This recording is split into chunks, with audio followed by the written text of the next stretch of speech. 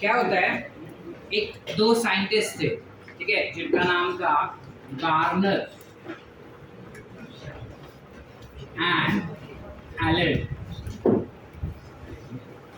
ये दो साइंटिस्ट थे ना बेटा, उन्होंने ये नोटिस किया कि जो टोबैको प्लांट है, there was a tobacco plant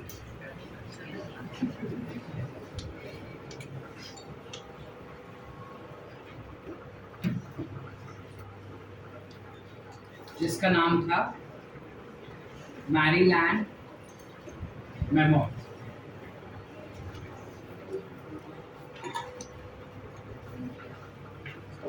क्या प्रॉब्लम है, ये जो मैरीलैंड मैमोथ था, इस प्लांट को उन्होंने नोटिस किया और उन्होंने देखा कि ये प्लांट में फ्लावरिंग सिर्फ तब होता था जब उसको ज्यादा समय का रात दिया जाए और कम समय का light, meaning it required shorter day length for flowering, meaning flowering was possible only when they have longer night and shorter day। ठीक है, तो अगर तुम उसको गलती से ज्यादा दिन, means if you increase the amount of day period या light duration, then in that case it never used to flower. वो फ्लावर ही नहीं करता था अगर उसको जरूरत से ज्यादा या एक लेवल या एक लिमिट से ज्यादा लाइट दिया ना, तो वो एक्सेप्ट ही नहीं करता था और वो फ्लावरिंग छोड़ देता था। ये उन्होंने टोबैको प्लांट में सबसे पहली बार नोटिस किया और इस कैरेक्टरिस्टिक फीचर को they called as photoperiodism.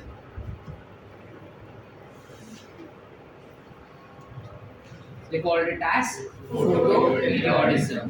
तो इस हिसाब से कुछ ऐसे प्लांट्स थे, there were some plants which required longer day length and they were classified as long day plants,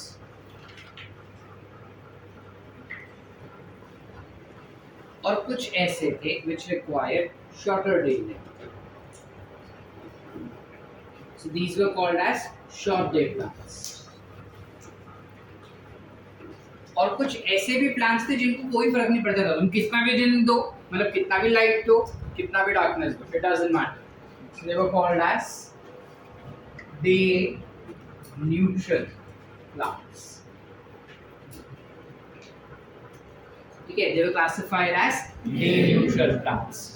अब जब हम बात करते हैं long day plant, short day plants, how do we decide that उसको लॉन्ग डे मतलब कितना दिन चाहिए, शॉर्ट डे मतलब कितना कम लाइट इंटेंसिटी चाहिए, वो कैसे डिसाइड करते हैं? सो उसके लिए ना एक टर्म अपने को इंट्रोड्यूस किया गया है which is called as critical time या फिर क्रिटिकल डे लेंथ। मीनिंग हर एक प्लांट के लिए एक minimum amount of length of day होता है which is required for its normal growth and development, which is called as critical day length। I'll repeat, क्या बोला था बेटा? उन्होंने critical day length दिया है या critical time दिया है, जिसका मतलब ये होता है कि किसी एक फ्लावर को अगर तुम मिनिमम अमाउंट का लाइट देते हो x आवर्स के लिए, ठीक है, let's for an example take us hibiscus. We know what is hibiscus? For an example we are taking up that if it is hibiscus, it will require, let's say, out of 24 hours of entire day length that we have, let's say it requires somewhere around 8 hours of day। तो जब उसको 8 घंटे का दिन चाहिए, ये 8 घंटे का पूरा हमने उसको लाइट इंटेंसिटी दे दिया, this is the critical length.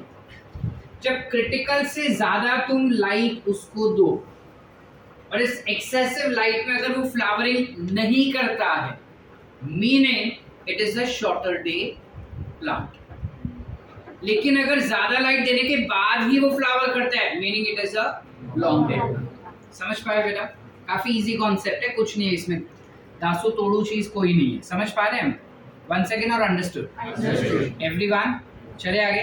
That was nothing but critical day length that it was talking about. So उस हिसाब से जब हम लॉन्ग डे प्लांट का बात करते हैं, how do we go about defining long day plant? So this will be when a plant will flower, when plant flowers, when provided with, या when exposed to longer day and shorter, you say longer light and shorter dark period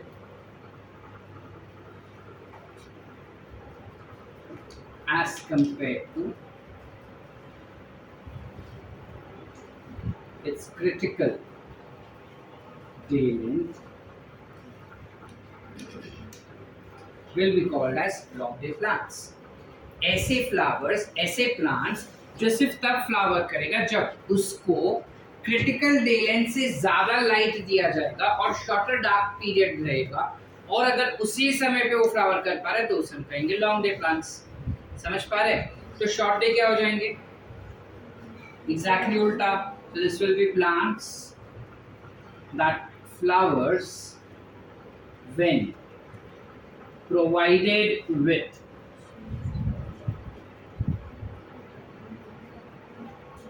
shorter day या फिर light period and longer. We'll introduce one more term over here, uninterrupted.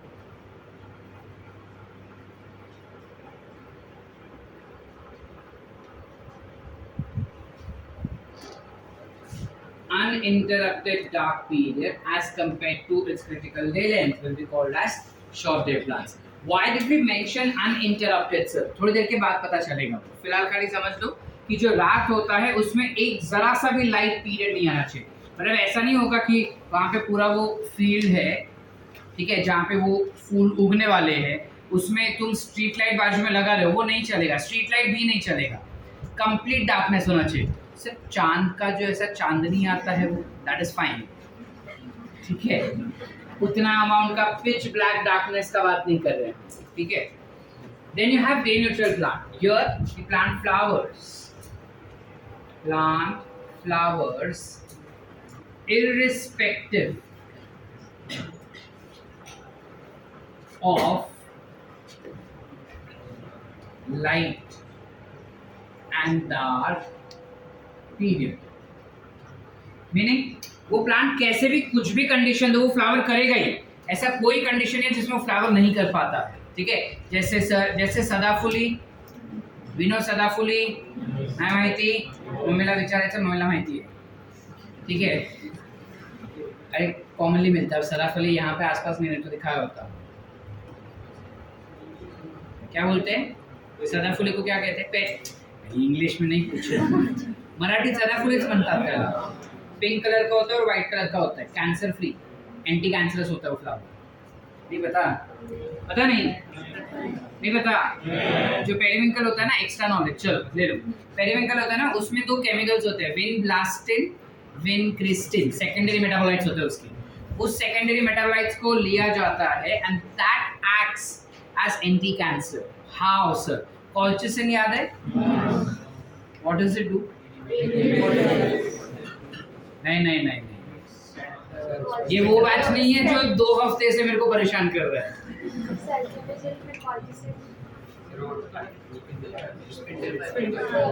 क्या बात है, मेरा mood ही change कर दिया तुम पूरा। Very good, correct. It basically inhibits spindle fibre formation, right. Microtubule का पॉलीमराइजेशन को रोकता है। तो 2 हफ्ते क्या पैसा परेशान करने का ठान के रखे थे मेरे को। मतलब ये दिस एंड ट्रांसपोर्ट, ये 2 चैप्टर थे जो मुझे पढ़ाने में मजा आता पूरे साल, और दूसरे भी 2 है और है, बट वॉल्यूम 1 के यही 2 चैप्टर जो पढ़ाने में मुझे मजा आता है, और यही चैप्टर तुम गान करवाए मेरे पास से, उससे मैं पढ़वाए पूरा।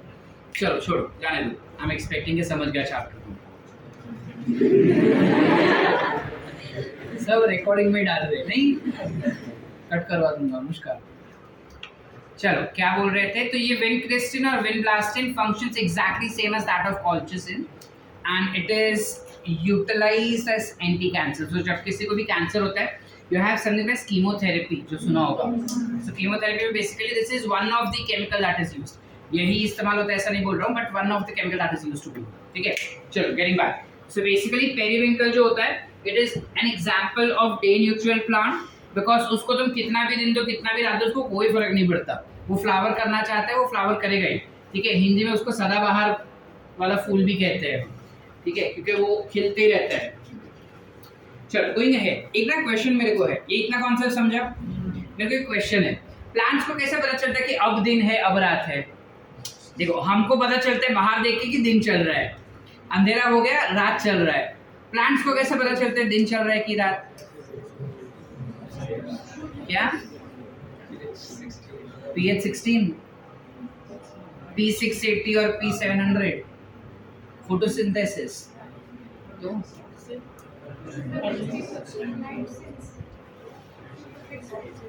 you have some light sensitive pigments that are present within the plants.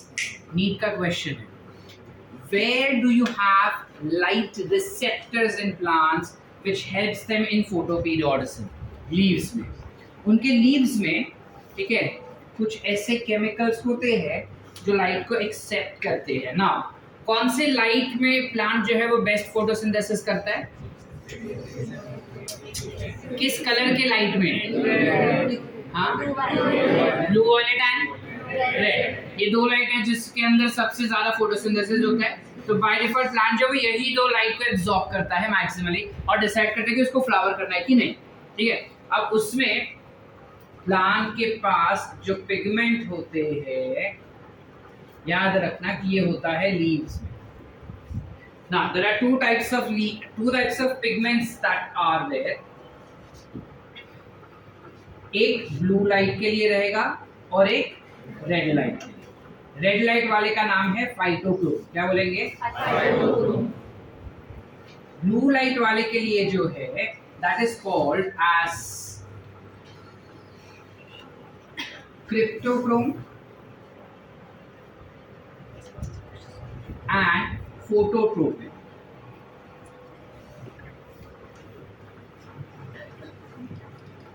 ठीक है, दो पिगमेंट्स है which is cryptochrome and phototropic. Cryptochrome जो है which is accepting blue light, it accepts blue light plus it will accept UV light, ये दोनों light को absorb कर सकता है, जबकि phototropin will absorb only blue light, nothing else. Phytochrome absorbs only red light. Fun fact, ये चीज मैं एक्स्ट्रा इन्फो दे रहा हूँ जो एनसीईआरटी में भी नहीं है, probably it is not in GTB also, it is there in GTB, but phototropin के बारे में नहीं, सिर्फ क्रिप्टोक्रोम के बारे में, ठीक है। तो बोर्ड एग्जाम्स में अगर आए तो इसके बारे में ही आएगा, इसके बारे में कुछ नहीं आएगा। फाइटोक्रोम्स जो होते हैं ये दो फॉर्म्स में पाए जाते हैं, समझ पा रहे? There are not types, they are forms. Do you understand? Same T shirt दो अलग अलग कलर में है, सो दो टाइप के टी शर्ट नहीं है, दो अलग अलग फॉर्म के। वैसा कि ये सेम केमिकल है बट एक इनएक्टिव फॉर्म का होता है और एक active form. So phytochromes are of two forms, एक जो रेड लाइट एब्जॉर्ब करता है और एक जो फार रेड लाइट एब्जॉर्ब करता है। ये क्या बात हुआ सर? रेड रेड होता है, करेक्ट, रेड रेड होता है। एक जो सिंपल रेड है बेटा that is of lower wavelength, meaning it is of 660 nanometers का wavelength, whereas far red light जो है that is of 720 nanometers का वेवलेंथ, ठीक है। This is the inactive form that is denoted as PR, phytochrome that absorbs red light, so PR। दूसरा जो होता है that is active form which is denoted as PFR, which is absorbing far red light। Are we clear? Yes or no? Yes. अरे yes. चले आगे। अब तुम मुझे बताओ कि कौन सा पिगमेंट प्लांट में हुआ तो फ्लावरिंग होगा? अकल लगाओ, स्मार्टनेस दिखाओ अपना फटाफट, चलो। यस डॉक्टर दुबे बताइए जरा, अप्रतिम दिमाग का इस्तेमाल कीजिए और बताइए कि फाइटोक्रोम दो फॉर्म्स में मिले हमको बेटा, बराबर है, पीआर और पीएफआर। अब अकल लगा के मुझको बता कि कौन से फॉर्म में प्लांट फ्लावर करना चाहिए, पीआर फॉर्म में या पीएफआर फॉर्म में? पी क्या आगे तो बोल, आर या एफआर? पीआर फॉर्म में करना चाहिए।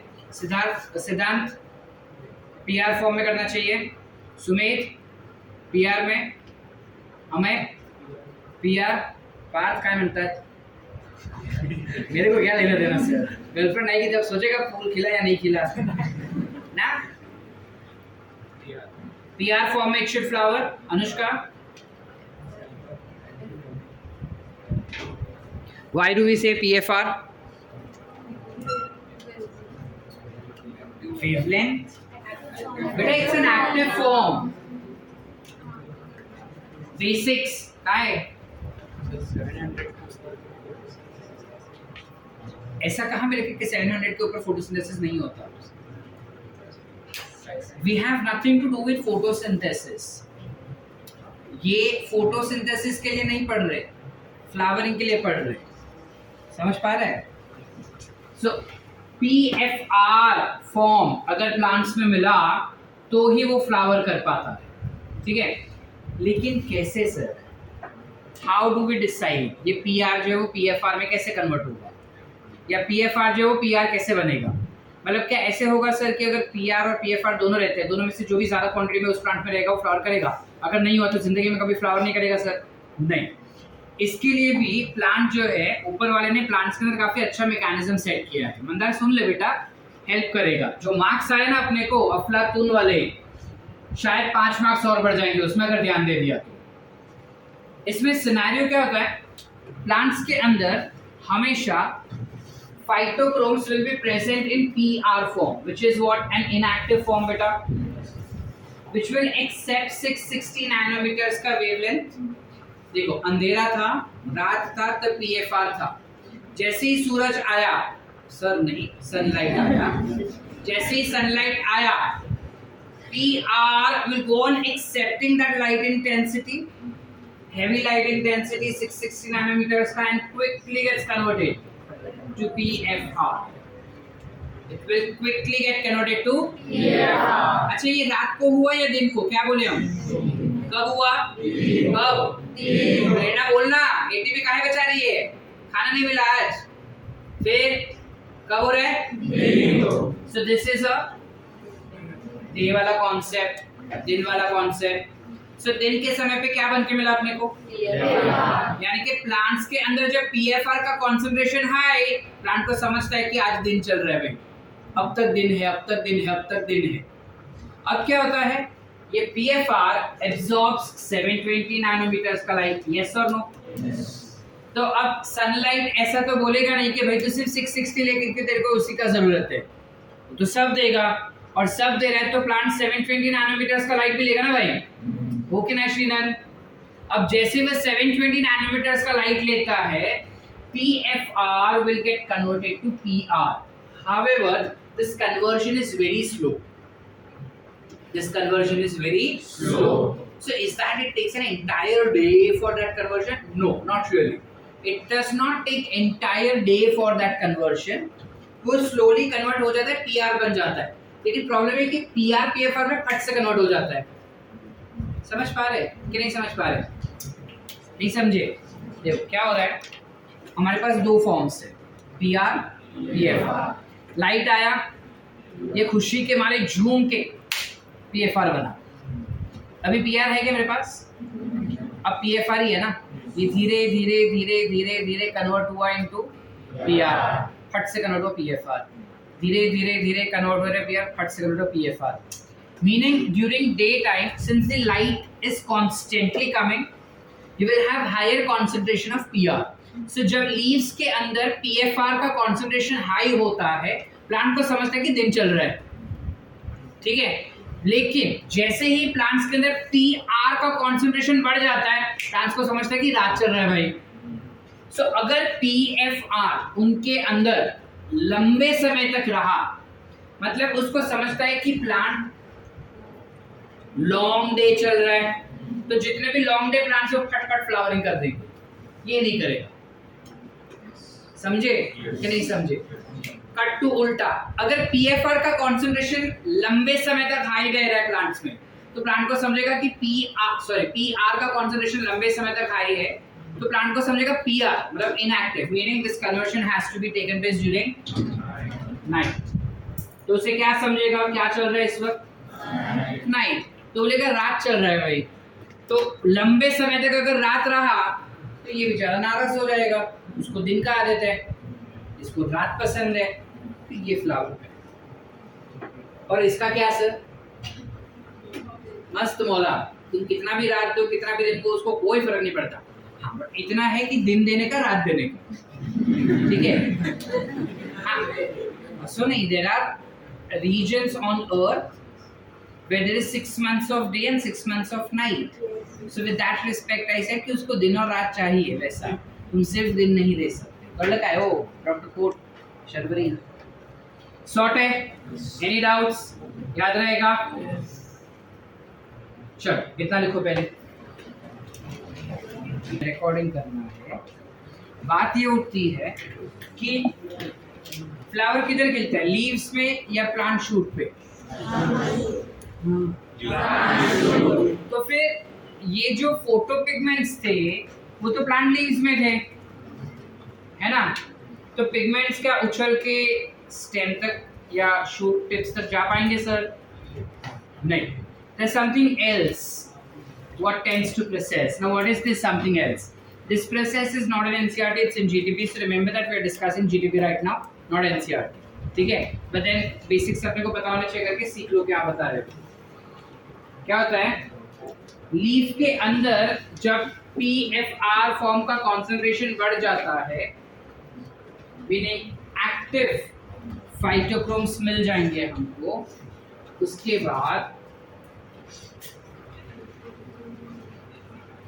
लीफ के अंदर एक पर्टिकुलर हार्मोन है कॉल्ड एज फ्लोरिजन। क्या म्हणता है? फ्लोरिजन। जैसे ही पीआर बन जाता है बहुत ज्यादा, PR will activate florigen. This floragen then further travels through stem and reaches up till the shoot tips and ask that particular floral bud to flower. समझ पा रहे? ये फ्लोरिजन किस बंदे ने डिस्कवर किया था? एक फ्रेंच बंदा था जिसका नाम था कैजलैक-जेन। कैजलैक-जेन नाम का एक साइंटिस्ट था जिसने ये चीज डिस्कवर किया था that florigen is one of the hormone which brings about flowering in the plants. Sorted? लिखिए इतना फटाफट, ठीक है? चलो, is vernalization.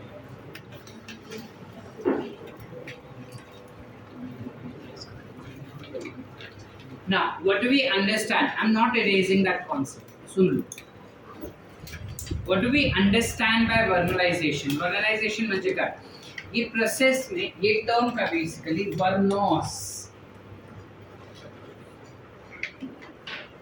का मीनिंग होता है cold, and of course lysation is process.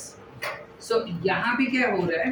Vernalization में एक साइंटिस्ट था जिसका नाम था क्लिपार्ट, अपने मोबाइल वाला नहीं था। You have a scientist called as Klippart. इस साइंटिस्ट ने सबसे पहली बार नोटिस किया था कि जो वीट होता है, वीट गेहूं, वो दो अलग अलग वैरायटी में मिलता है, ठीक है? एक जिसे हम कहते हैं ऑटम वैरायटी, एक जिसे हम कहते हैं स्प्रिंग वैरायटी, ठीक है? बेसिक ज्योग्राफी में खरीफ और रबी क्रॉप्स पढ़े थे, ठीक है? अब कौन सा क्या होता है मुझे नहीं उतना knowledge, but then you have one as autumn and one as spring variety that is existing. उसने क्या देखा? बेसिक्स उसने क्या देखा कि जो ऑटम वैरायटी होता है ना बेटा, ध्यान से सुनना, जो ऑटम वैरायटी होता है, ठीक है, जो ऑटम या फिर winter variety called as actually,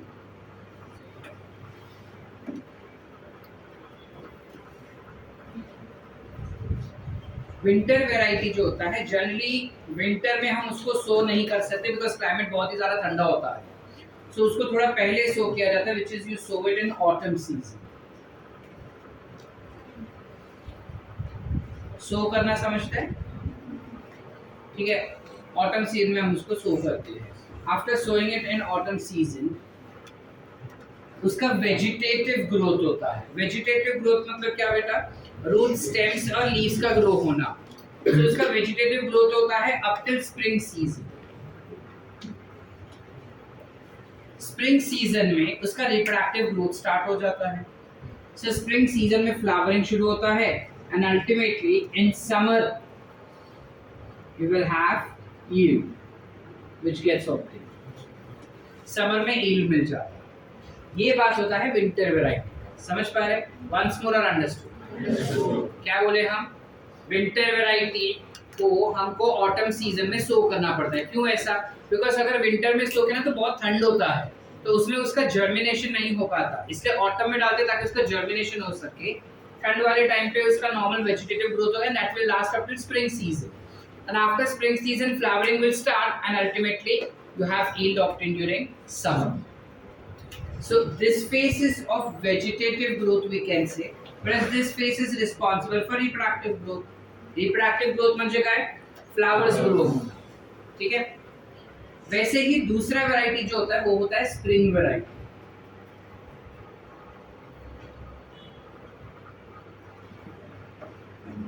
spring variety में क्या किया जाता है? स्प्रिंग वैरायटी में स्प्रिंग सीजन में ही हम सो करते हैं। We sow a particular crop in spring season, and उसका vegetative growth as well as उसका reproductive growth फट से हो जाता है by summer,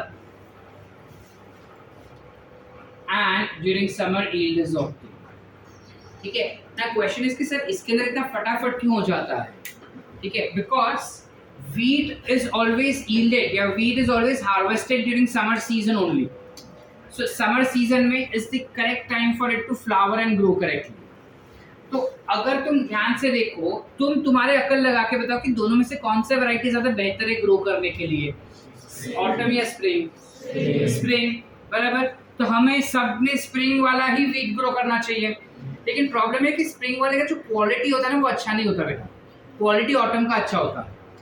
तो obviously we will opt for autumn, but इसका डीमेरिट ये है कि जो वो लैंड होता है ना एग्रीकल्चरल फील्ड, वो काफी लंबे समय तक ऑक्यूपाई रह जाएगा, कुछ और नहीं ग्रो कर सकते, यहाँ पे कुछ और भी ग्रो कर सकते हैं। अच्छा, सबसे पहली बात, do you know what is autumn season?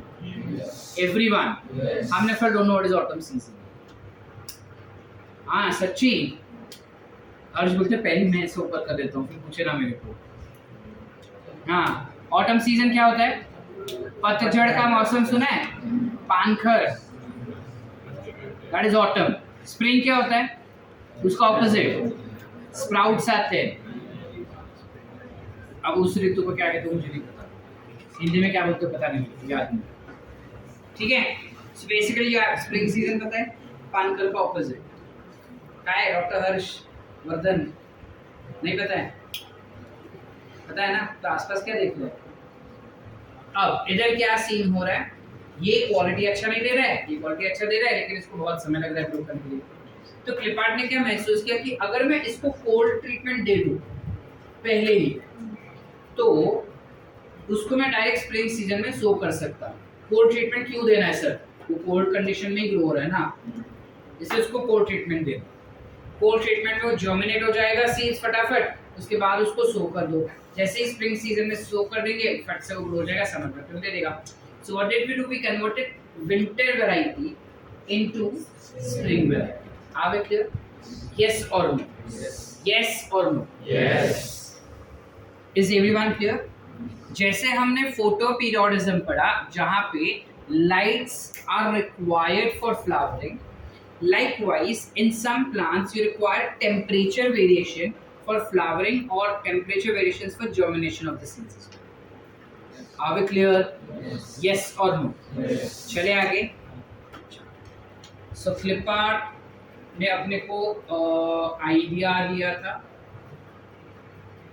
ठीक है?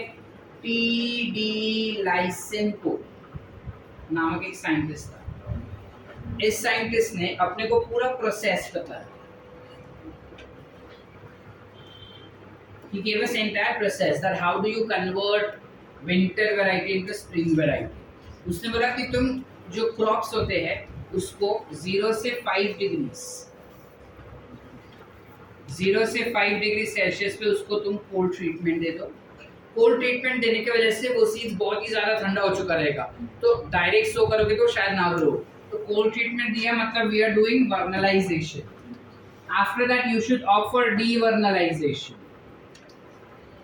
After that we should opt for devernalization, where we are heating this back again or warming this back again for 10 to 15 degree Celsius. समझे कि नहीं समझे? ये अपने को किसने बताया? TD Lysenko. अब ये करने के बाद प्लांट जो है वो फ्लावरिंग देना चाहिए, यस और नो? एग्जैक्ट प्रोसेस क्या हो रहा है? What happens when you provide cold treatment to the plants? क्यों वो फ्लावरिंग शुरू कर देता है, क्यों उसका वेजिटेटिव फेज कट शॉर्ट हो जाता है, ये हमको नहीं समझ रहा था। तो एक साइंटिस्ट था जिसका नाम था Melcher. Can I guess this?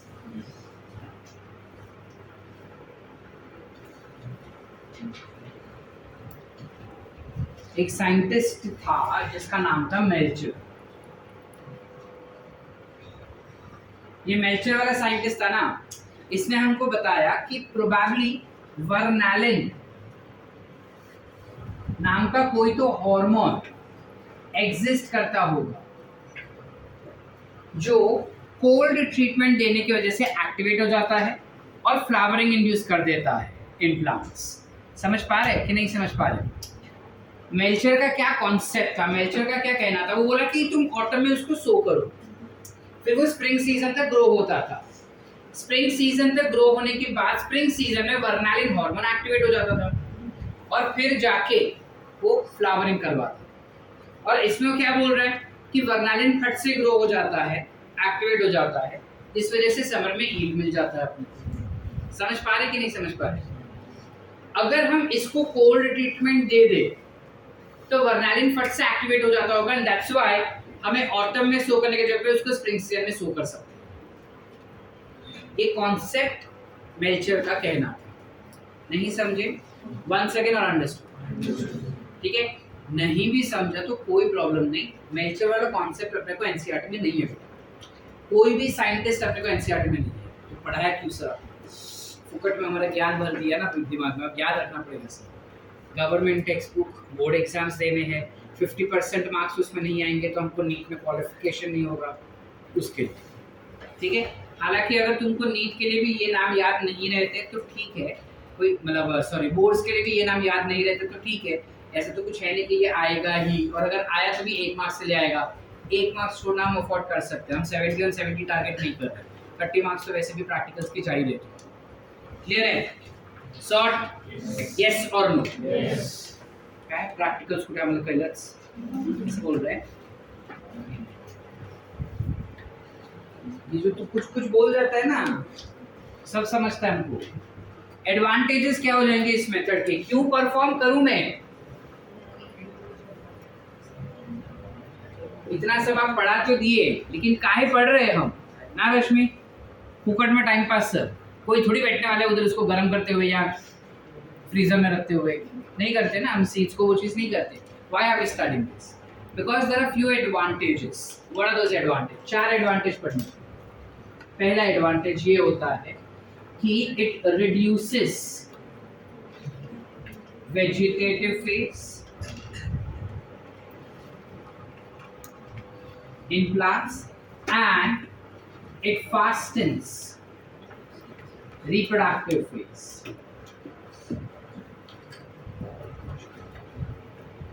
इसका क्या मतलब हो गया?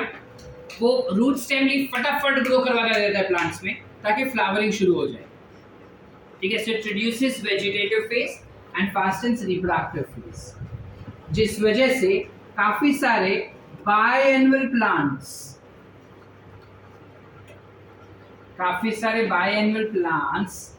get converted to annual plants. इसका क्या मतलब हुआ सर? बायएनुअल समझते हैं? देखो कुछ प्लांट्स ऐसे होते हैं जिनको अगर जैसे फॉर एग्जांपल आम ले लो, ठीक है। सपोज मैंने आज आम का सीड बो दिया या मैंने जनवरी में आम के सीड्स बो दिए। अब जनवरी से लेके जब तक वो मई तक नहीं आता तब तक वो प्रॉपर ग्रोथ नहीं होता। मई महीने में उसको अच्छा खासा हीट मिल जाता है, फटाफट वो ग्रो हो जाता है, उसके रूट स्टेम लीव्स ग्रो हो जाते हैं। और जब तक रूट स्टेम लीव्स ग्रो हो जाएंगे तब तक जून जुलाई आ जाता है, बारिश का सीजन। इस सीजन में वो बोलते हैं कि अब मैं फल कहाँ से दूँ? फल वाला सीजन चला गया। अब वो पूरा 1 साल रुकता है और फिर जब दिसंबर आता है तब उसके ऊपर मोर आने शुरू होते हैं। मोर माने those flowers will start coming out. फिर जनवरी फरवरी तक छोटे छोटे कच्ची कैरी आना शुरू हो जाती है और वो पक्के आम बन जाते हैं मई सीजन में। यानी कि उस पर्टिकुलर प्लांट को एक साल पूरा लग गया वेजिटेटिव ग्रोथ करने के लिए। यानी फर्स्ट सीजन जो आया था that went into vegetative growth. The next season is when it is giving you flower and fruits, and after that that plant dies. और आम थोड़ी मरता है, आम का पेड़ नहीं मरता है, बट जनरली बायएनुअल प्लांट्स को वो उस टाइप ऐसे प्लांट्स जो 2 साल जीते हैं, जिसमें पहले साल में जो सीजन आता है उस सीजन में वो सिर्फ रूट स्टेम लीव्स डेवलप कर पाता है, और इसके बाद फ्लावरिंग करने का सीजन आता है, तब तक वो सीजन चला जाता है। उसके बाद नेक्स्ट ईयर वापस वो जब सीजन आएगा तब वो फ्लावरिंग करता है, फ्रूट देता है, फ्रूट देके मर जाता है। इस टाइप के प्लांट को हम कहेंगे क्या? बायएनुअल। इस टाइप के बायएनुअल प्लांट्स को अगर हम फेवरेबल क्लाइमेटिक कंडीशन पहले ही दे रहे हैं तो जो फर्स्ट सीजन आएगा, समझ पा रहे, आर्टिफिशियली वेजिटेटिव ग्रोथ का तो हमने उसको दे दिया। जैसे आम के पेड़ को गर्मी चाहिए था तो मैंने उसको दिसंबर में गर्मी दे दिया। अब गर्मी दे दिया तो नेक्स्ट अब जब फट से मई आएगा तब वो फ्लावर कर सकता है ना। So I converted biennial plant into, बस कुछ वैसे ही हम वर्नलाइजेशन से बायएनुअल प्लांट को एनुअल में कन्वर्ट कर सकते हैं। समझ पा रहे हैं? Then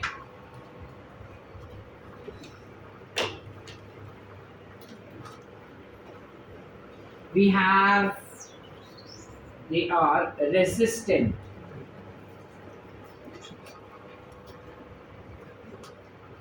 to fungal infection। Vernalization करने के बाद प्लांट जो है वो फंगल इन्फेक्शन से रेजिस्टेंट हो जाता है। ये कैसे पॉसिबल है सर? अगर मैं किसी भी प्लांट को ठंडा टेम्परेचर से ट्रीट करूं तो वो कैसे, हाउ इज इट पॉसिबल कि वो उसके अंदर फंगस इन्फेक्शन नहीं होगा? क्योंकि जब तुम उसको कोल्ड ट्रीटमेंट देते हो तो वेजिटेटिव फेस रिड्यूस हो गया, वेजिटेटिव फेस रिड्यूस हो गया तो बाय द टाइम फंगस आए उस पर इन्फेक्शन कॉज करे तब तक तो उसने फ्लावर फ्रूट देके मर जाना है, तो कोई स्कोप ही नहीं बनता कि वो फंगल इन्फेक्शन कर पाए। समझे कि नहीं समझे? And lastly we can convert winter variety into spring variety।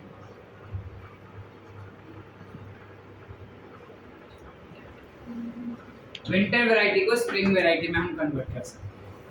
ठीक है, तो ये 4 मेजर एडवांटेजेस हो जाते हैं वर्नलाइजेशन। ठीक है, अब समृद्धि बोलती कि सर इतना सारा मेहनत कौन करे? आप जरा तो अंदाजा लगाओ, इतने सारे गेहूं को तुम कोल्ड टेम्परेचर दो, कोल्ड टेम्परेचर से वापस वार्म पे लाओ, वार्म करने के बाद उसको वापस, it's a tedious process. Let's make it more simple. अगर मुझे उसको आसान करना है तो मैं क्या कर सकता हूँ? सिंपल, उसके ऊपर गिबरेलिक एसिड स्प्रे करो। This can be replaced by using gibberellic acid. तुम गिबरेलिक एसिड यूज करो, वर्नलाइजेशन का जरूरत नहीं। ठीक है, this is an alternative method. Gibberellin spray करना is an alternative method if you do not want to offer vernalization. Are we clear up till here everyone? Any doubts? 1 second और understood? नक्की पूरा समझा? With that we end with your chapter. ठीक है, चलो।